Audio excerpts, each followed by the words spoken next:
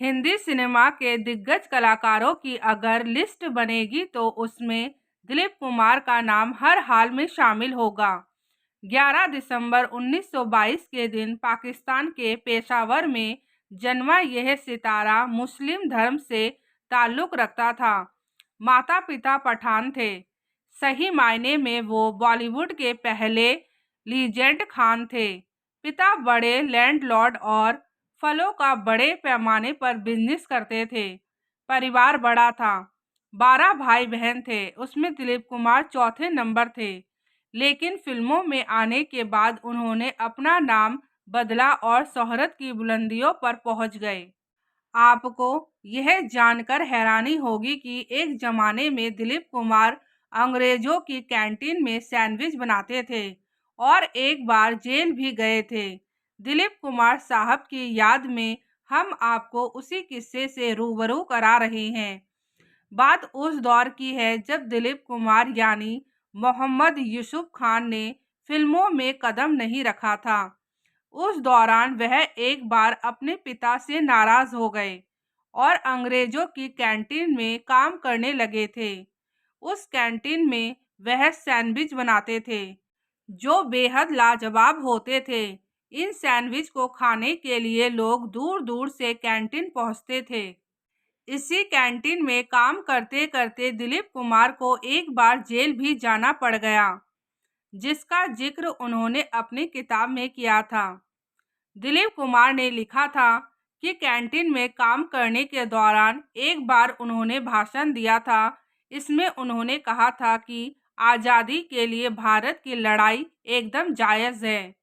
British शासक भारतीयों के साथ गलत तरीके से पेश आते हैं। दिलीप कुमार को ब्रिटेन विरोधी भाषण देने के लिए उन्हें यरवदा जेल भेज दिया गया, जहां कई सत्याग्रही बंद थे। उस दौरान सत्याग्रहियों को गांधीवाला कहा जाता था। दिलीप कुमार भी अन्य कैदियों के समर्थन में भूख हड़ताल पर बैठ गए थे। हालांकि अगले ही दिन उनकी पहचान के एक मेजर ने उन्हें रिहा कर दिया था। देश के बंटवारे से पहले ही दिलीप कुमार का परिवार पेशावर से मुंबई आ गया था।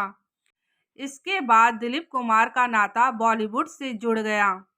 साल 1944 में उन्होंने ज्वार भाटा फिल्म से बॉलीवुड डेब्यू किया, लेकिन दिलीप कुमार पर किसी की नज़र नहीं पड़ी।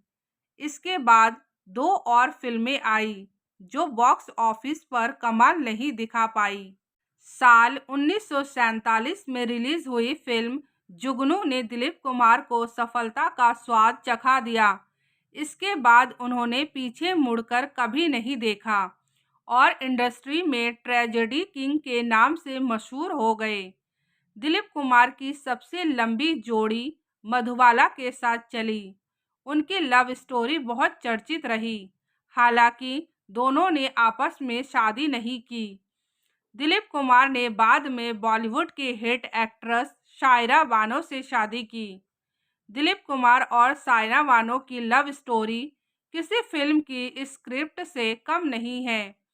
एक इंटरव्यू के मुताबिक शायरा ने कहा कि वह जब 12 साल की थी तब दिलीप कुमार की फिल्म आन देखी, जिसके बाद से उन्होंने ठान लिया था कि वह शादी करेंगी तो दिलीप कुमार से ही। लेकिन यह इतना भी आसान नहीं था, क्योंकि दिलीप कुमार पर देश विदेश की लड़कियां जान छिड़कती थी। शायरा जैसी ही बड़ी हुई उन्होंने फिल्मों में काम करना शुरू किया, लेकिन 2 बार प्यार में नाकाम रहे। दिलीप कुमार शायरा में कोई दिलचस्पी नहीं दिखा रहे थे। उन्होंने शायरा बानो को बोला, अरे मेरे सफ़ेद होते बालों को तो देखो। फिर भी शायरा नहीं मानी। उन्होंने वह सब कुछ सीखा जो दिलीप साहब को पसंद था।